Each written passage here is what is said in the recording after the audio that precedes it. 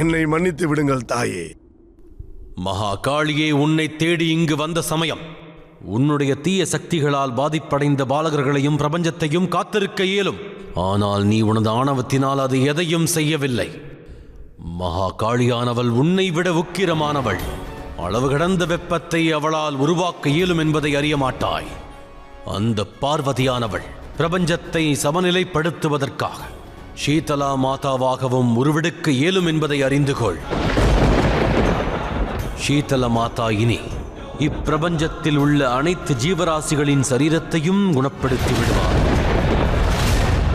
எக்கணமெல்லாம் தீய சக்திகளின் வெப்பமானது அளவு கடக்கின்றதோ, பிரபஞ்சத்தில் குளிரையும் நிலவச் செய்வதற்காக, மீண்டும் பிரபஞ்சம் சமநிலை அடையச் செய்வதற்காக சீதல மாதா எப்பொழுதும் தோன்றுவாள். என்னை மன்னித்து விடுங்கள் தாயே. இனி என்றுமே நான் வழி தவறி தீய வழியில் செல்ல விரும்பவில்லை. தாங்கள் தயவு கூர்ந்து எனக்கு நல்வழி காட்டுங்கள் தாயே. எனது வாகனம் எப்பொழுதும் எனது வழியில் இருந்து மாறிச் செல்லாது. அது எப்பொழுதுமே சரியான வழியில்தான் செல்லும். ஆம் ஜுராசுரா, இன்று முதல் நீ எனது வாகனமாவாய். எனது பயணம்தான் உனது பயணமாகும். எனது பாதைதான் உனது பாதையும் ஆகும்.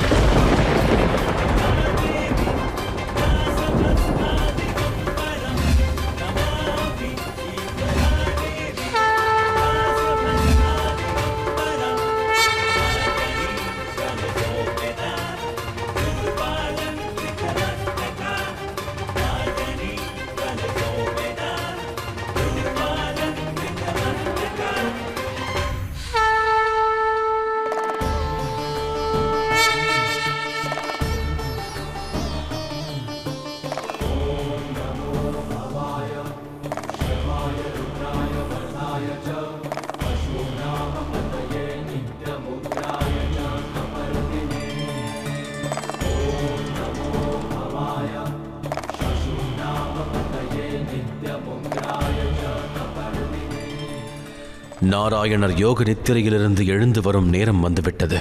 அதன் பிறகும் மாபெரும் சங்கடம் ஒன்று நிச்சயம் உருவாகும்.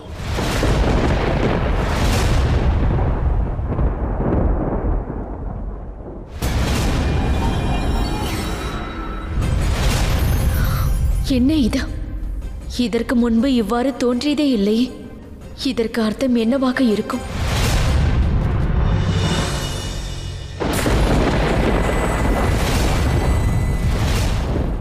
என்னவாயிற்று தந்தையே? அந்த ஜுராசுரனை கட்டுப்படுத்திய பிறகு சீதலா தாயார் பிரபஞ்சத்தின் அனைத்து பாலகர்களையும் ஜுராசுரனின் நோயிலிருந்து காப்பாற்றி விட்டார்களே. பிறகு ஏன் தாங்கள் கவலையாக உள்ளீர்கள்? ஜுராசுரன் ஏற்படுத்திய ஜுரம் மற்றும் அவனது தீய சக்திகளால் பாதிப்படைந்தது பிரபஞ்சம் மட்டுமல்ல, வேறொரு முக்கிய நபரும் அதனால் பாதிப்படைந்திருக்கிறார் மகனே.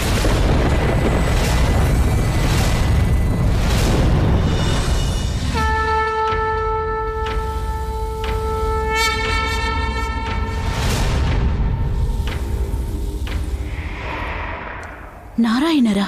ஆம் பார்வதி, நாராயணருக்கு இவ்வாறு நேர்ந்து நான் இதுவரை பார்த்ததே இல்லை. இந்த மாற்றத்திற்கு என்ன காரணமாக இருக்கும்? ஜுராசுரனால் இந்த பிரபஞ்சத்தில் உருவான தாக்கங்களை தாங்கிக் கொள்ளவே யோக நித்திரை நிலைக்கு சென்றார். ரட்சிக்கப்பட வேண்டும் என்ற முறையில் பிரபஞ்சத்தில் ஏற்படும் எத்தகைய தாக்கமாயினும் அதனை தாங்கிக் கொள்வது அவரது தர்மமாகும். நாராயணரை இந்த தாக்கத்திலிருந்து மீட்க வேற வழியே இல்லையா மகாதேவா? அதற்கு ஒரு உபாயம் ஒன்றுள்ளது கௌரி. நாராயணரை இந்த யோக நித்திரை நிலையிலேயே வைத்திருக்க வேண்டும். எந்த தீய சக்தியானது நாராயணரை பாதிப்படையச் செய்ததோ அதுவே நாராயணரின் யோக நித்திரை நிலையை அகற்றிவிடும்.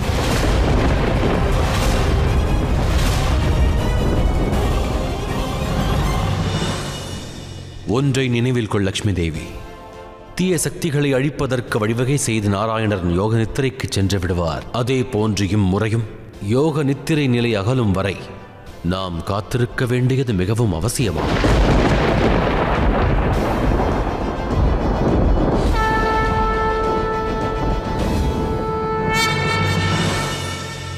விளைந்த இச்சங்கடத்தை விட பெரியது. காலச்சக்கரம் என்பது புதிய திசையில் பயணிப்பதே ஆகும். அந்தகனுடன் தொடர்புடைய ஒரு கர்ம பலனை அனுபவிக்க வேண்டிய சமயம் நெருங்கிவிட்டது. அந்தகனின் புதல்வன் ஆதியா? ஆம் அசுரத்தாயே, நான் ஆதி. நீண்ட நாட்களாக பிரபஞ்சத்துடன் பற்றற்றிருந்தேன். நான் இல்லாத நிலையில் என்னென்னவோ நடந்துவிட்டது. என் தந்தை எப்படி அழிந்தார் என்பதை நான் அறியேன். தாங்கள் என் தந்தைக்கு எவ்வாறு உறுதுணையாக இருந்தீர்கள் என்பதையும் நான் அறிவேன். ஆனால் இப்பொழுது நான் வந்துவிட்டேன். இனி தங்கள் நோக்கத்திற்கு நான் உறுதுணையாக இருப்பேன். ஏற்கனவே என்னால் இந்த பிரபஞ்சம் தீமையை அனுபவித்து வருகிறது. நான் மீண்டும் ஆதியை அப்படி ஒரு செயலை செய்ய விடமாட்டேன். அதற்கு என்னால் உறுதுணையாக இருக்க முடியாத. என்னவாயிற்று அசுரத்தாயே? தங்கள் மனதில் ஏதேனும் சந்தேகம் உள்ளதா? சந்தேகம் உள்ளது மகனே, உண்மை. மகாதேவர் மற்றும் மகாகாளியை சங்கடத்தில் ஆழ்த்தியது என்னுடைய துணிச்சல் மட்டுமல்ல, நான் செய்த மிகப்பெரிய தவறாகும். அப்படி செய்தால் நான் என் புதல்வர்களின் மரணத்திற்கு பழிவாங்கலாம் என்று எண்ணியிருந்தேன். உண்மையில் என் புதல்வர்களுக்காக அப்படி செய்யவில்லை. அது எனக்குள் இருந்த கோபம் மற்றும் பொறாமையின் வெளிப்பாடாகும். அதற்கும் என் புதல்வர்களின் மரணத்திற்கும் எந்த சம்பந்தமும் இல்லை. எனக்கு என் தந்தையின் அஸ்தி வேண்டும். அவர் வாழும் பொழுதுதான் என்னால் அவருடன் இருக்க இயலவில்லை. இப்பொழுது இந்த அஸ்தியின் மூலமாவது தந்தை மற்றும் மகனின் உறவை நிறைவு செய்ய நினைக்கிறேன்.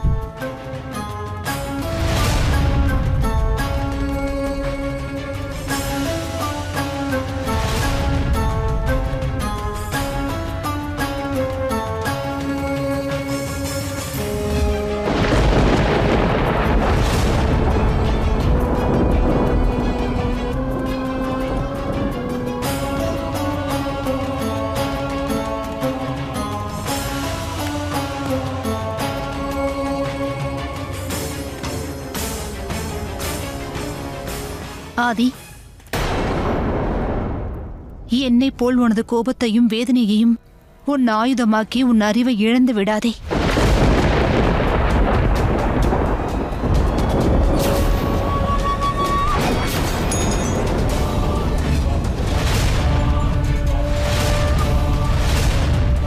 ஆதி, நீ என்ன செய்கிறாய்? ஆதி, என்னை விடுவித்து விடு. ஆதி, நீ தவறு செய்து கொண்டிருக்கிறாய். இல்லை அசுரத்தாய் திதி, நான் இல்லாத பொழுது நடந்த ஒவ்வொரு தவறுக்கும் பழிவாங்கப் போகிறேன்.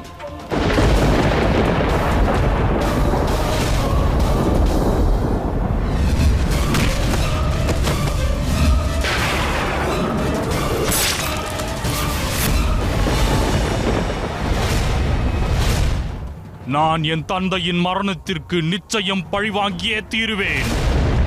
தங்களால் நிறைவேற்ற முடியாத காரியத்தை நான் நிச்சயம் நிறைவேற்றி காட்டுவேன். பிரம்மதேவர் எனக்கு ஒரு வரம் அளித்துள்ளார்.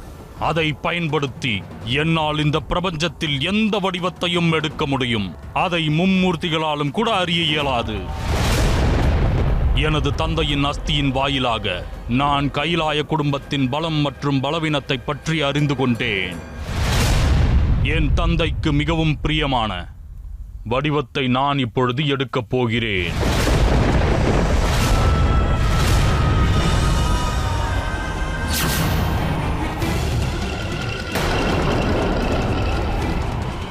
ஆதி கைலாயத்திற்கு சென்று விட்டால் பேரழிவு ஏற்படும். என்னால் உங்கள் வேதனையை நன்றாக உணர முடிகிறது மகாதேவா.